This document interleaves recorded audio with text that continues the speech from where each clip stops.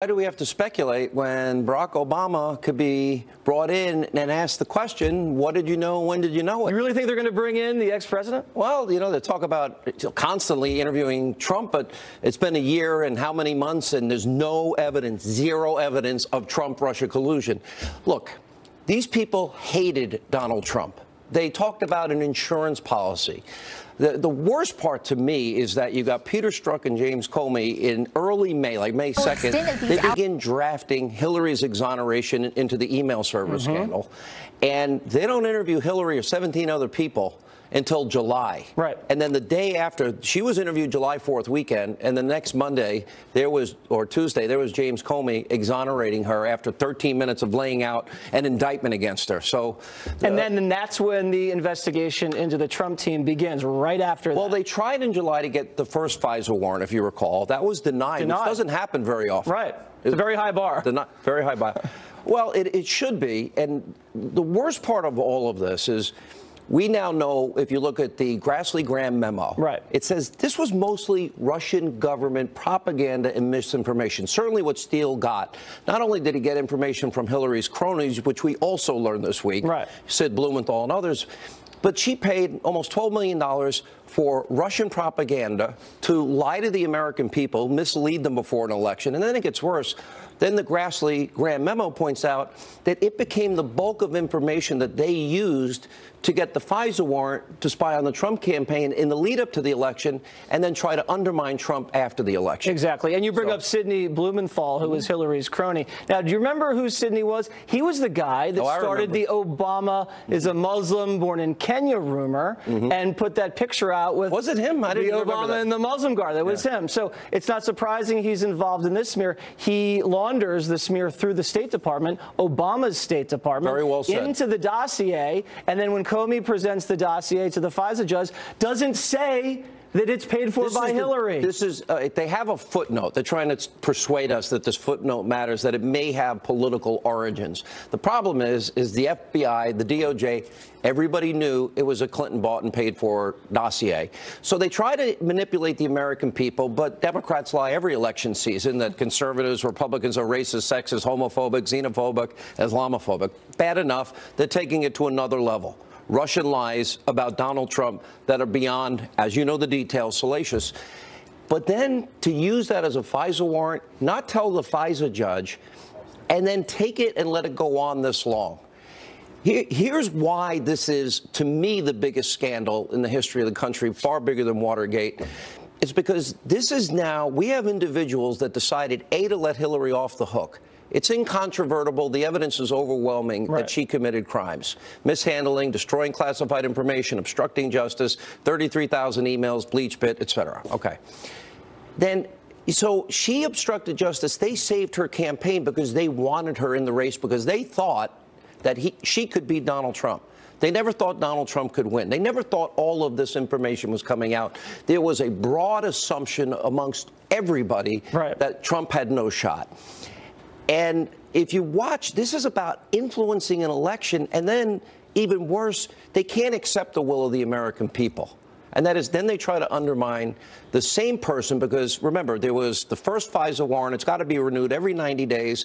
3 subsequent renewals of the warrant, and each time the dossier was the bulk of information they used. So if you repeatedly defraud the court and you repeatedly deceive the court, that's criminal, correct? You can get in big trouble for that. That's felony. That's lying to a court. Yes, what kind of repercussions are you looking at down the line for these people? Because it's Comey, it's Rosenstein, it's a few people.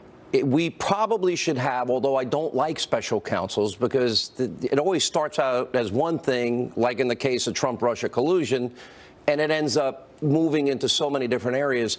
We really did have collusion when you think about it. Right. Hillary paid for Russian lies. Right. Russian government lies. Russian government lies, if you read the Grassley-Graham memo. So either a special prosecutor, but the bottom line is there were multiple crimes committed by multiple people. I actually spent a lot of time on my show this week laying out who the people are, what the crimes are, who needs to be investigated, and what should probably happen. The answer is people should go to jail. There were people that went to jail over Watergate, a third-rate burglary, and then the cover-up afterwards. That's how, to me, that's how serious it is. When do you expect some of these people to get into Capitol Hill and start testifying under oath, like Strzok or Page. The pressure's now building for a second special counsel. For the life of me, I have no idea how Strzok and Page still have jobs, or Bruce Orr still has a job. Yeah. You know, you would think by now they would have been reprimanded and fired for what they've done here. So, but the problem is, it was actually on my show last March. This is how long this has been. I keep saying that, you know, for those people that say, Hannity, when do we get over the goal line? Right. We're getting there, but we've been peeling away a layer of the onion a day. And we finally have gotten to the point where, yeah, we've got all the evidence that we knew these things were happening. Now we put it all together, and now we see, I've never been a conspiracy theorist. That for MSNBC and CNN. But I really, now the evidence is overwhelming, incontrovertible, and we better get to the bottom of it, because if we don't, Jesse, on a serious note, we're shredding our Constitution. That means deep state actors, not rank and file FBI, intelligence, DOJ people, deep state actors at the highest levels of power feel that they can influence an American election, and they took steps to do it. And you've been criticized pretty heavily for reporting this story for many, many months now. Let's play some tape and get your reaction. Go ahead. Great. You set me up. Conservative media whipping themselves into a frenzy with the insistence that the Devin Nunes memo would be the one to end it all, and finally expose the deep state coup attempt against Donald Trump. The president and his allies, the 3.5-page document is evidence of a vast anti-Trump conspiracy at the highest levels of the Justice Department. So they're mocking you. Would you like an apology? No, I don't care what they say. The irony of it all is what they said mattered to them for a whole year was Russia, Trump, Russia. But the sad reality, and I said this back in 2007 or 8, this is before you were born, as the young gun here, I'm teasing, at the Fox News Channel. But in all seriousness, I said journalism's dead. You know, at the end of the day, there's room for politics. There's room for vigorous debate, disagreement in the country. You do it so well, all of you guys on the Five. I'm a big fan of the show. But there's also, you have to have some fidelity to truth in your life. And that's gone now. That you're seeing in the media is gone. I see sheep that literally live in an echo chamber. They tweet each other. They try to outdo each other. If one person says Trump is demented, no, you're wrong. He's really, really, really demented. And that's the sheep mentality. Will they be able to prop this hoax up? They have missed the biggest story in their adult lives. They've missed it. And they, sadly, have also advanced a narrative that has no evidence for over a year. If there's evidence, bring it to me. I'll air it. I'll even invite you people on the air. But they've done a disservice to the American people. All right. At the end of the day, people crave some truth in their lives. And the reason that Donald Trump is so popular, I don't care what they think these poll numbers say, and he's getting things done, is because people see this. They understand media is corrupt. You know, the reason we're #1 here at the Fox News Channel, and think about this, we lost 3/4 of our primetime audience, and we're still by far #1. And the reason, I think, is because they know the difference between sincerity, lying, the truth, and they know that the media is complicit in what the Democrats are advancing, their agenda. And one of those reasons we're still #1, against your better judgment, you've decided to put me on your show on Tuesdays with Jessica Tarlov. So I want to make sure everybody tunes in on Tuesdays. I consider myself as like the older veteran here, is the bridge between two generations of Fox. You're the younger, obviously. All right. Well, thank you very much. All right, Waters. How do I do it? Like this? Right there. No, boom. Clockwise. Clockwise. There it is. There it is. His world. He now will take over for the rest of his show. Thanks a lot. All right, my friend. Thank you. All right, joining me now, Florida Congressman Matt Gaetz. All right, Matt, so let's advance the story. These two knuckleheads, Page and Strzok, still actually working at the FBI. First of all, why? And second of all, when are they going to get hauled down in front of Congress to testify under oath? Well, we need real consequences, Jesse, and it's ludicrous to me that you would take these adulterers and then put Peter Strzok in charge of the HR department of all things. That would be like putting me in charge of the Capital Nutrition Program. So, oh, you look great. Don't let the camera adds 10 pounds, Congressman. Yeah. my mom asked how many were pointed at me, but I would suggest that the American people are hungry for real action here, and they're skeptical because we don't want this to become another Benghazi where we discover all of the facts that you've laid out. And the American public has no appetite for another Benghazi. Years were wasted on that. We know that was a whole hoax perpetrated by Hillary and Obama. They didn't have the assets in place to rescue our own guys on 9/11, then blamed it on a video. But you have now the FBI and the Justice Department aligned against Congress and President Trump. Who wins here?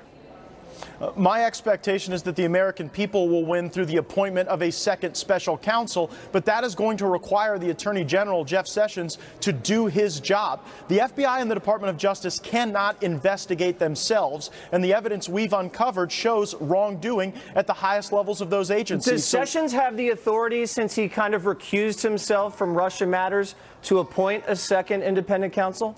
Of course he does. There was no legal obligation for that recusal, and frankly, I don't even know what the four corners of that recusal are. Here, the accusation is not against Russia, it's against the very agency that Jeff Sessions leads, the Department of Justice, and then some of the senior politicized leadership at the FBI. So he could appoint that special counsel. More than 24 Republicans have joined me in calling for it, and it's darn time that it happened. Yeah, pressure's definitely building for that. Now, James Comey, we've laid out pretty clearly that he hid information from the FISA judge, the funding, the partisanship, everything was hidden in a footnote and not revealed. That's criminal. Sean pointed that out. That's actually a felony. Will James Comey be forced to come back and answer questions under oath? Because he has a ton of explaining to do. Absolutely, James Comey should be back to give answers to the Congress about why his prior testimony was not truthful. He was making claims about the dossier before Congress that now, through the investigation and discovery of evidence, we know may not have been accurate regarding what he was doing, what Can their you intentions compel were. former Director James Comey to come back and testify?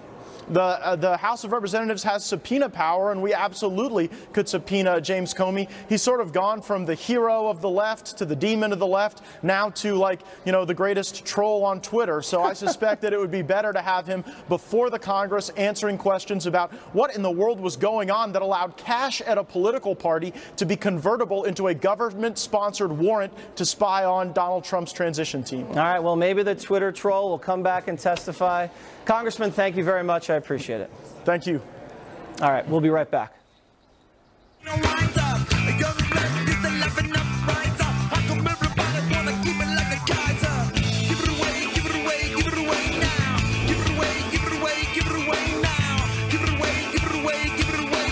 Okay, and what's the nature of the compromise?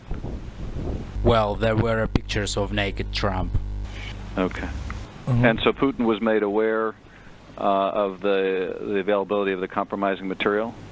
Yes, of course. Okay. Well, thank you very much. We will be back in touch with you through our staff to make arrangements to obtain these materials for our committee and for the FBI, and I appreciate you reaching out to us. Joining me now, investigative reporter Sarah Carter and former Secret Service agent and NYPD officer Dan Bongino. Sarah, why do Democrats keep falling for naked Trump pictures? This seems like a personal problem. I have no clue, Jesse. I'm concerned about that they keep wanting to get these pictures of naked Trump. I mean, I think at the point that somebody said, I have naked Trump pictures and there's relations and Putin knows about them, I would probably be hanging up the phone. Yeah, keep them. Yeah, keep them to yourself. Yeah, thank you, but no thanks. Naked but Trump no thanks. with who? Yeah, Dan, and this guy's been hitting Trump for collusion. Meanwhile, he's on the phone colluding with so-called Russians. I mean, it doesn't get any better than this. You know, that was, you got me laughing. That was an actual response there with that interaction with Sarah, because it is funny. I mean, what is the obsession with naked Trump? I don't know. Yeah, he's a human being. He has a body. Why the obsession with seeing him without clothes on? Will you guys get over it already? But it does. That was a great interaction. But it does speak to, again, Jesse, how the Democrats, you can always tell what they're up to by what they accuse Republicans of. Yep. They accuse them of collusion, but now we know two things. That Schiff, you know, air quotes, colluded to try to get naked Trump pictures. But secondly, we know Democrat Senator Mark Warner was in communication via text trying to get a meeting through a Russian oligarch with Christopher Steele. And he didn't want Just any incredible. of those text messages out there. He said, you know, delete them. We can't have a trail. No yada, yada, yada. Again, we don't want to see naked Trump. It's enough already with the revenge porn Democrats. Let's get to something we should be expecting in the coming weeks, Sarah. What are you hearing from your sources about new information that may be dropping? Well, I think what's important here is that between Peter Strzok and Lisa Page, we've seen a lot of these text messages that they basically send to each other on their unsecured government phones. But what we haven't seen is the iMessages. Now, they refer to these iMessages over and over and over again. And I think that's something that the Inspector General is looking at. I'm certain that he's probably got his hands on those. And these messages could reveal that they were sending classified information to one another. Not only that, Wait. So the people that were investigating Hillary for mishandling classified information were also mishandling classified information? Yes, it appears that that may be a concern. That's actually an extreme concern for a lot of the sources. That's unbelievable. Yeah. It's really incredible. Dan, are you hearing something similar? Because we heard that they lost 5 months of messages. Now there's instant messages. What else is in the hopper here? Yeah, Sarah's got great sources. I've got one that fed me the exact same information. Here's what I'm hearing. There are SES members of the FBI, meaning senior executive service members, upper-level managers, who were caught up in this, Jesse, who were being asked to send, according to my sources, classified information, stripping out the markings over unclassified devices. Now, from my source, if there was an audit request by the Senate or the House members in charge of oversight for those communications, they would uncover some very, very disturbing things. And keep in mind here, Sarah's right, you're right asking these questions. These were the people who were investigating the transfer of classified information over unclassified devices on the Hillary case. Creates some very perverse incentives. Dan brought up a really important point there, Jesse. I mean, look, a lot of the people that I've been talking to say that what Hillary Clinton was sending would be small potatoes compared to what could be uncovered if they look at all these SES text messages. You're kidding me. Well, that would be a blockbuster. Let me just real quick before we go. You have extreme bias by these two FBI investigators. Now you have motivation to destroy the Trump presidency. We've seen talk about impeachment, Watergate, and this insurance policy. Who knows what that is? Does that mean the entire probe is corrupt at its core? I'll give you guys each 20 seconds. Well, you have, let's start with this. You have the Department of Justice. You have the State Department. You have the FBI. You have officials within all of those departments that appeared to have a concerted effort to go after President Trump on a very political basis with Christopher Steele, with Cody Shear, an ally of Hillary Clinton, with Sidney Blumenthal and Victoria Nuland's now backtracking. We see Jonathan Winter over at State Department doing the same thing. It's a rogues gallery. Yeah, so you definitely see all of this. This is more than what they had on Trump to open the special counsel. So I certainly hope, and I'm waiting patiently for the Inspector General's report, because the Inspector General's report is going to be explosive, Jesse, and it's going to reveal a lot more than what we already know. All right, Dan, I know I said I'd give you 20 seconds, but we got to pay the bills. And so the lady gets the last word, and we'll have you guys again soon. Thank you very much. You got it. Up next, Joe Biden strikes again.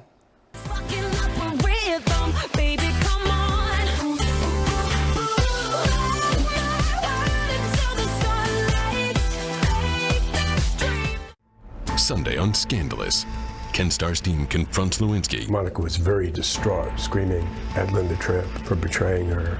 And Bill Clinton, blindsided by his first deposition. It all starts at 7 Eastern with an episode 3 encore, followed by the premiere of Developing.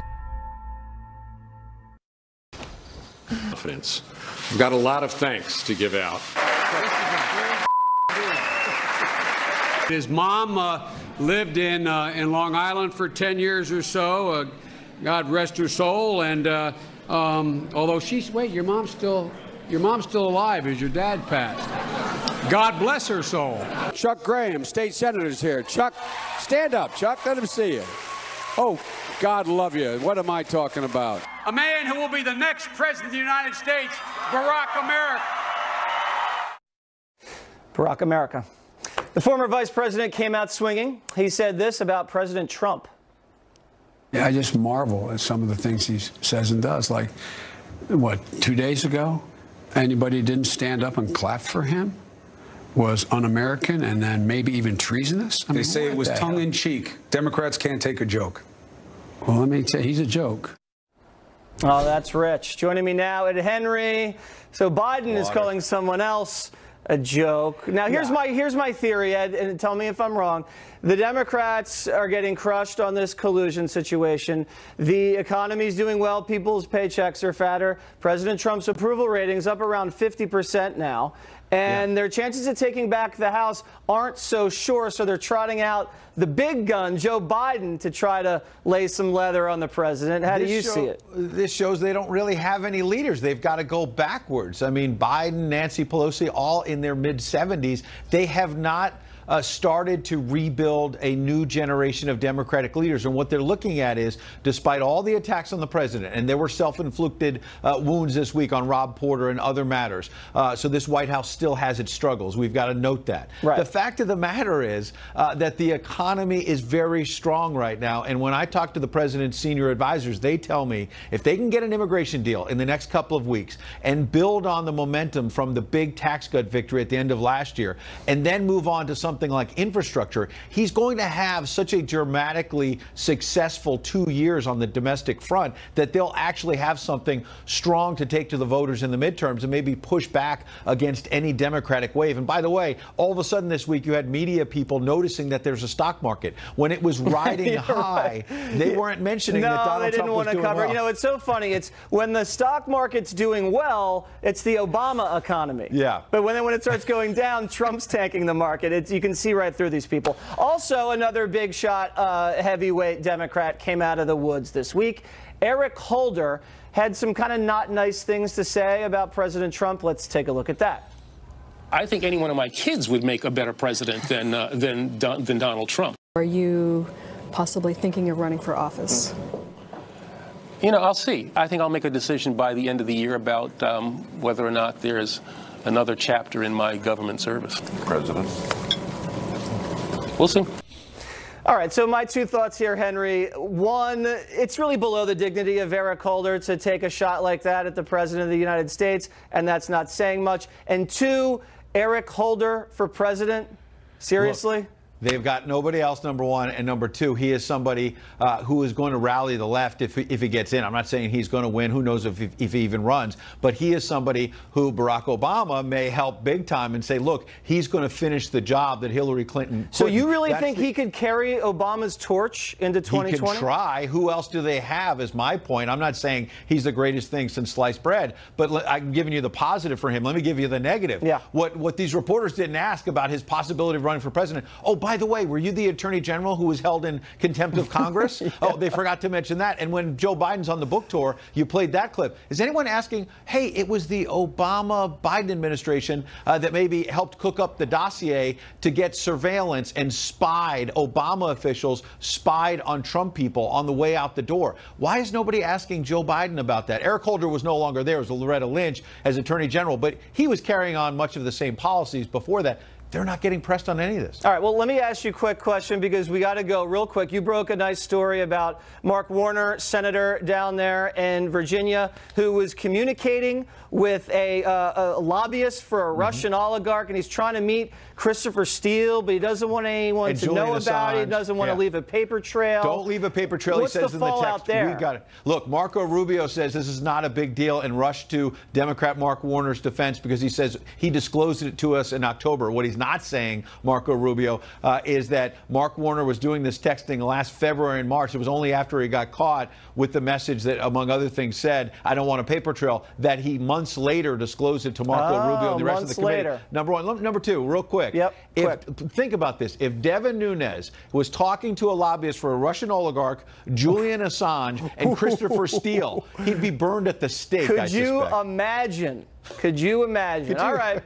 Ed Henry is showing us the other side. Up next, the ladies, Diamond and Silk, are back. slow down. We don't have to go. Grace, that she get paid taxpayers' dollars. She was voted in by Americans. That's right. Yet she's standing up for DACA so-called dreamers and not the American dreamers. So this is what everybody needs to do. They need to vote Nancy out. It's time for Nancy to go on an early retirement. Yes. Give her a path to retirement and just vote her out. That's because right. she clearly don't care about the American people. Do you give her any credit for standing up for 8 hours in stilettos? No, I give her no credit. She was just trying to be seen. And it was a waste of money. And time. Okay, that's pretty clear. Now, President Trump really interested in having a military parade, wants some tanks and some soldiers and a few flyovers, you know, to show off our great soldiers and pay them some respect. Democrats and the media freaking out. Let's listen. We sometimes have military parades to mark the ends of wars.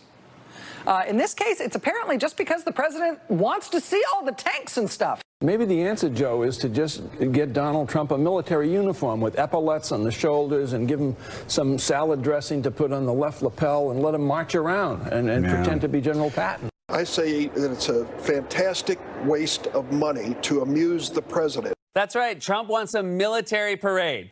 So you're just going full dictator now. Just wasn't enough. I think you two should be the grand marshals of the military parade. What do we think about that? Well, I love that, Jesse, but what I don't understand is why is it that the women can march in the streets with offensive caps on their heads and nothing is said? People can do all of these pride parades and be half naked in the street and nothing is said. And here, the president want to honor our military and our veterans. That's right. And everybody have to complain about that. The hypocrisy on the left is so real. Listen, if he wants to honor the military, I say bring on the parade. I would love to see that. I think it'll be very patriotic in our country to see that. That's a great point. They're pro-women's march, but pro-anti-military march. I just think they're going to get boxed in like they did with the kneeling for the anthem, that the whole country supports standing for the flag, and then a few crazy Democrats are going to be against it, and they're going to look unpatriotic. Now, a new study out. I wanted to get your guys' opinion on this. It says cursing is good for you. Says it helps pain management, it releases stress, it helps self-expression, and it's associated with honesty. Do you guys believe the study?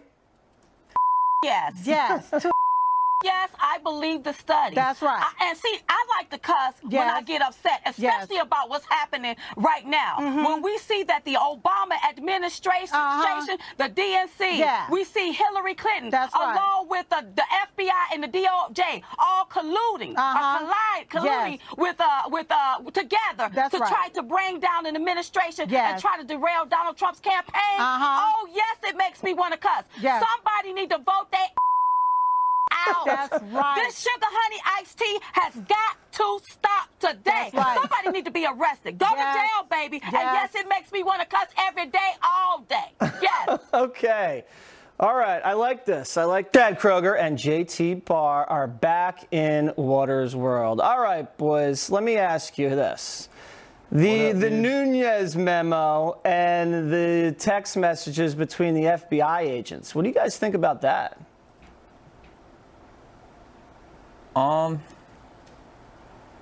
Yeah, I'd say leave out the memos, dude. You know, I'd say, you know, if you want to, like, if you have beef with someone, you know, I'd say face them straight up. And, like, honestly, too, it's like, are you showing all the text messages, or are you just, like, showing the text messages that, like, where you're not acting like a weirdo, you know? Yeah. Yeah, I just want to see all the salacious love text. That's what I'm interested in. The parade that the president wants to throw for the military, are you guys pro-military parade or anti-military parade? Well, I do love the Blue Angels for sure. I'd say in terms of parades, having tanks in the street is probably not a really good look. But I always am down to support the troops, for sure. Yeah, if it's to support the troops and, like, for us to give adulation to them, I'm totally down. But if it's just for us to flex, it's like, dude, you know you're jacked. Like, you don't have to, like, rip off your sleeves. Yeah, it's like wearing a tight tee. Like, we get it, dude. Okay. I want to know if you guys are politically correct people, and I'm going to show you some sound of Justin Trudeau, the Prime Minister of Canada, making some politically correct remarks up there, up north, to some of our neighbors. Roll it. Maternal love is the love that's going to change the future of mankind. So we'd like you to look we like to say people kind, not necessarily mankind, because it's more inclusive. There we go, exactly. So people kind over mankind, boys. Do you buy into that whole PC stuff?